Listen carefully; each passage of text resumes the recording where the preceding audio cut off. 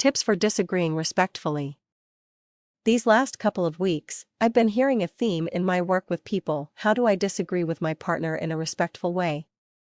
A young couple I'm seeing in my practice have been going around with this one for a while. I certainly remember being in the first years of my relationship with husband, David, going on 30 years now. We sure have bumped up against the challenge of respectfully disagreeing. It's not uncommon when we disagree with someone to feel disrespected or not heard. We can all easily make the mistaken assumption that our loved ones disagreeing, they're having another point of view, means that they either don't hear us after all. If they really heard what we were saying, how on earth could they disagree? Or that they are simply being disrespectful. Disagreeing is neither. Disagreeing simply means that the other person has a different perspective. Sometimes, the only way David and I could find our way through an argument was to take a deep breath and say, "You know, you and I just aren't the same." That can feel like a hard fall from the sweet space of falling in love. Others say, the honeymoon's over. Yes, and learning to disagree, and equally important, learning to accept that our sweet one doesn't see life the same way we do, is essential to fully respecting each other. Cultivating the hard-won appreciation that our beloved sees the world through their own eyes, and not ours, ultimately grants a kind of serenity you might feel after practicing a balance pose over and finally standing on one foot with complete equipoise. Here are a few tips to help you hold your balance when you are thrown off by disagreements. 1. Listen, really listen. Make sure you really hear what the other person is saying. Listen for the content and the feelings beneath the content. What are they feeling? What need are they trying to express? Reflect back what you hear to make sure you fully understand. As much as possible, reflect your understanding with kind words and a kind open expression. Sometimes, if you are still feeling charged up because you are not being heard, this kind of listening might be very, very difficult.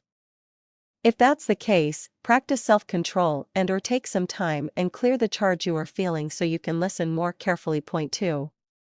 Practice being courteous. One of the qualities that gets lost in many relationships is simple courteousness. Every day, aim to treat your people with kind courtesy. This might mean treating each other like guests in your home. It might mean doing tiny kindnesses for them. In disagreements, this means sharing your point of view politely in a calm voice. Again, if you are feeling too charged up, learning to clear the emotional energetic charge can really help you listen to your beloved and express your point of view with heartfelt respect. Point 3. Ask if your disagreeing partner is ready and willing to hear your point of view. Be ready to wait, as they really and truly may not be in a place that they are ready to listen to you. If they are ready and willing, share yourself. Share your thoughts and the rationale behind what you think. As best you can, share your needs and your feelings. Don't make them guess. Remember, you do not need to abandon or sacrifice self-respect to respect someone else. Share from a position of truly sharing, not to try to convince or persuade, just to share. Part of your sharing might include how hearing your partner has influenced your perspective. Or perhaps as you listened, you could hear some truth in what your partner shared. You might even have clarity about what need of yours is in play. What need is being met or not met by your perspective. Point 4. Finally, remember that coming to agreement does not necessarily mean that you will 100% agree with each other, and it doesn't always mean compromising. There are gradients of agreement. And from my perspective, the value of learning to disagree with each other respectfully is coming back to the sweet spot of truly seeing and being seen by the one you love.